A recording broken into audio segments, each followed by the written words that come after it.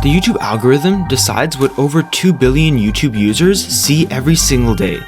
There's a lot of controversy around the topic, and while a lot of it is false, some isn't too far off.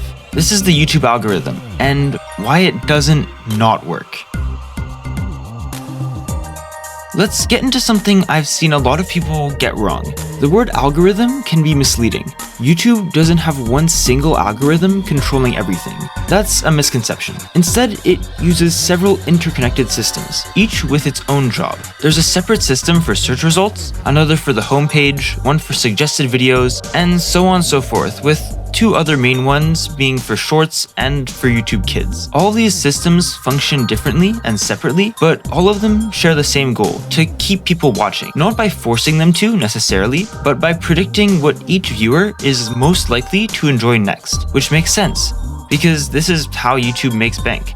A lot of people don't know this though, and it's that the YouTube algorithms aren't limited to every time you click, but also whenever you like, comment, or even pause a video. YouTube's algorithm learns something about your interests. Over time, it builds a constantly changing profile of what you watch, whether you like it or not. As an example, let's take the YouTube homepage. It uses thousands of signals to establish basically a rank of potential videos. These signals include your watch history, how recently you watched certain topics, how long you typically watch, and whether similar viewers enjoyed a particular video. This explains one of the largest controversies about the YouTube algorithm, and people calling it rigged. You've probably seen the same video pop up on your feed multiple times, even if you keep ignoring it. If I'm right and this does happen to you, it means other users with data similar to what you watched that video as well. So YouTube keeps recommending it to you, even if you don't necessarily want to watch it. Obviously, there are other big controversies about how it treats smaller creators, but I'll get to those later. For now, let's move on to search, which works a bit differently. Here, the algorithm focuses more on relevance, such as video titles, descriptions, and most importantly, how well the video satisfied the others who searched the same thing.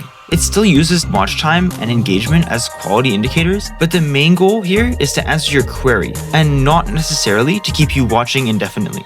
Which is its function, because it is a search bar, so it's good that it does that well. It's worth mentioning though that search does still include personalized results lower down. This is why if you search for something and then scroll down, you may see content that doesn't match, but is something that you would watch, or at least that YouTube thinks you would watch. Next, there are the recommended videos.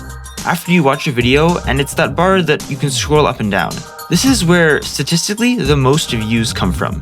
More than 70% of all watch time on the platform now comes from recommendations, which is a ridiculous amount of time that shouldn't be understated. When you finish a video, the system predicts what you're most likely to click next, comparing millions of potential options and using the same rank system as before. It's so efficient that YouTube processes over 80 billion data points per day, continuously adjusting each user's behavior.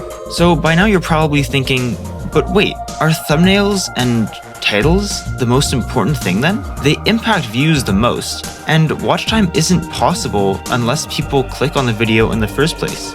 And you're not wrong, at least early on in YouTube. Early on, YouTube prioritized clicks. The more a video was clicked, the more it was shown. Oh, it really is just clicks. I guess that's just kind of obvious. But this obviously led to massive problems, like large amounts of clickbait and false titles. So in 2012, YouTube made a major change, switching its main metric from clicks to watch time. YouTube prioritizes videos that held attention, even if they weren't immediately clickable, over videos that were clicked but lost attention quickly. So while thumbnails are important, the most important part of your videos are if the viewers are interested. Obviously, they need to click first, but if they click and then immediately click off, it won't help your channel nearly as much. For shorts, this is similar, but YouTube rewards shorts that have a good hook more so than shorts that have good content. I like to use this image to think about it, so you can pause to look at this if you want. Around 2016, YouTube made the algorithm even more sophisticated, and this is where it gets a bit tricky, so try to stay with me. It started using deep learning models. These are neural networks that detect patterns, sometimes far beyond comprehensible human logic. Instead of just looking at what you watched, it algorithmically decides and learns why you watched it, using data not only from YouTube, but from anything that is you on the internet, as well as people similar or related to you in some other way. For example, if a friend liked a video about space exploration, for instance, YouTube could predict that you might also enjoy a documentary about jet engines, even if you never searched for it in your life. The algorithm also pays attention to satisfaction surveys, those pop-ups that ask, are you satisfied with this recommendation? Your answers train the system to balance watch time with quality and enjoyment. If you watched a video all the way to the end, for example, but weren't satisfied with it, YouTube takes that into account. In short, YouTube doesn't just try to make you watch forever. It tries to make sure that what you watch feels worth your time. But then what about smaller creators?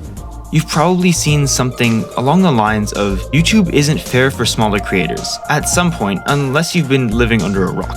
Well, this is debatably somewhat true, but not really. Let me explain. If the data we've seen is true, and we assume that the algorithms are a reflection of audience behavior, then it's not completely biased against you.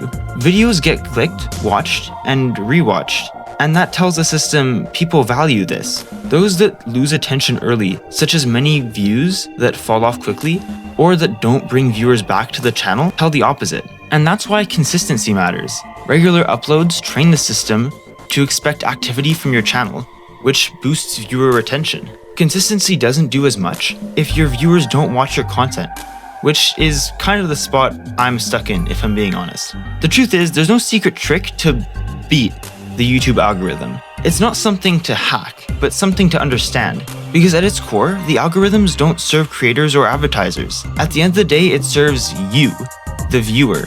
Because without you, the whole system just wouldn't work. Anyways, thanks for watching, and I'll see you guys in the next one.